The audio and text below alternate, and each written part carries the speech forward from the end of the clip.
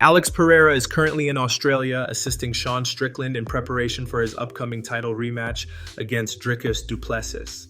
Alex recently shared footage of himself sparring with UFC featherweight Diego Lopez, showcasing his training while balancing his own fight camp ahead of his title defense against Magomed Ankalaev at UFC 313.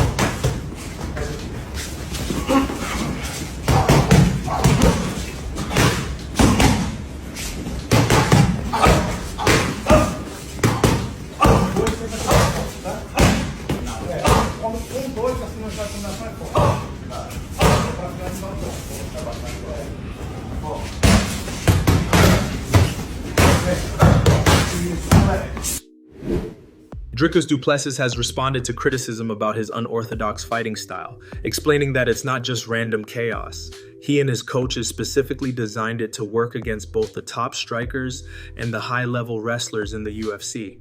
Dricus also opened up about his preparation for UFC 312 and his upcoming rematch with Sean Strickland, sharing details on how he's getting ready for the fight. What I'm bringing as a champion is, don't think the norm or what you think is the people. Don't think what is normal and what people see as this is the way to do it is the way to do it. If you don't step out of the norm, if you don't step out of the ordinary, you will never be extraordinary. Now, if you look at my style, it was criticized, then it was analyzed, and now I think people are taking notes. And they better be taking notes because they're playing catch up already. And the longer they wait, the longer they're going to wait to catch up. And, you know, for me, I've gotten that criticism of my style from my first fight, the very first one. And I've seen that with a lot of champions. You see wrestling guys going, oh, he's not a good wrestler. And then all of a sudden they want to become strikers. And yeah, always try to finish a fight and always better your striking. But your style is your style and you keep to it. Get better. Listen, I give myself a 6, maybe a 6.5 out of 10 for what I think I can do in terms of technique and how I fight. So there's a lot of improvement. But my style, as ugly as it seems or as awkward as it seems, that style was developed by us, by my coach, because we saw that as the style to beat your elite strikers, to beat your elite wrestlers, and to beat, because it's MMA striking. It's not kickboxing, it's not wrestling, and it's not grappling. It's MMA, and that's why my style was developed the way it is. It doesn't look conventional because it isn't. It is the style of the one man who has the title in the middleweight division. My preparation for this fight was, like my preparation for every fight, focused on me and what I need to go and do in there. I'm not training for Sean's level. I'm training to be the best trickers that the world's ever seen out there. I'm not training to be the guy, this fight, to go and beat Sean. I'm training to be champion of the world. I need to beat anybody. If anybody else shows up that night, I need to beat him. And that's how I approach this.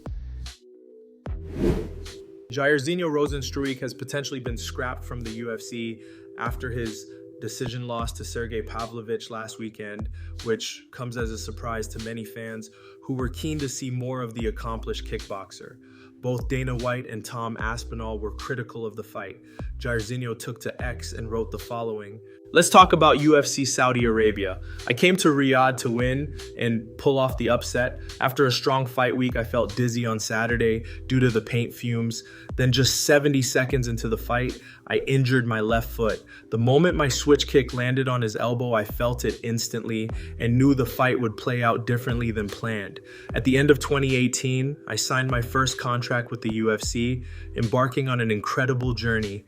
I've been honored to compete on the biggest stage, and I want to express my deepest gratitude to the UFC staff for their professionalism and support over the years. Thank you for being Rookie of the Year to becoming an MMA veteran. This has been an unforgettable adventure. While this chapter closes, my story is far from over. I will continue to fight, take on new challenges, and settle unfinished business in the cage. I'm ready for whatever comes next. Now, Jairzinho's claims have since been corroborated by multiple fighters, including Terrence McKinney and Jasmine Jasudavicius, who both competed on the same card. They also reported experiencing negative effects from the paint fumes. Plus, like, we were in the back huffing paint. Like, I felt it a little bit too. Like, and I was like, like, and this is probably the best cardio I had, like, ever in any fight. Like, I've been running like 5 miles every other day. And, no, I felt it, like, from the paint. Well, they did try to help us, like, taking some of the ceiling off, but like I said, it affected Lucas' breathing. Like, he had to go, like, to the hospital, like, 2 times. Jimmy Crute is back in action this weekend at UFC 312, marking his first fight in over a year and a half. He's up against Rodolfo Bellato in a key matchup. As he looks to turn things around after a tough stretch in his career, Crute enters the fight on the back of 3 losses and a draw, but he's staying positive. Despite those setbacks, he's approaching this fight with a fresh mindset, feeling optimistic and in a much better mental space than before. Feeling really good, man. Just a nice, chill, ready to go to work sort of mood. So a bit of both, man. Like, I do a lot of visualization, so I've been sort of just letting my mind wander a lot and sort of letting it all play out. Media and stuff and fight week is cruisy, just whatever happens, but more or less for the fight. You know, I'm here to fight, I'm not here for media and stuff, but I'll enjoy it all in the lead up. Sort of, I only get asked in the media, you know, like, everyone else is just like, oh, how you going and stuff, but the media's like, oh, so tell us about this last 12 months or 16 months. And I'm just like, I can't tell you, because so much has happened that I can't pinpoint one thing to tell how to sum up the last however long. So it's fine. It's so different. It's the same thing, but it's so different. Just a different point of view. It's positive this time. I feel in such a good mood. I'm enjoying every second of fight week. Yeah, been around for a while. Sort of know what to expect in a lot of ways, but then I also know to expect the unexpected. So I think that's the key to it. You never know what's going to happen, but just being present and enjoying it is the reason I'm here. You know, I'm here to enjoy myself and have fun. Kamaru Usman and Henry Cejudo recently shared their thoughts on what's next for Nassourdine Imavov after his impressive knockout win over Israel Adesanya. Both agreed that a fight with Caio Borralho makes the most sense for him right now.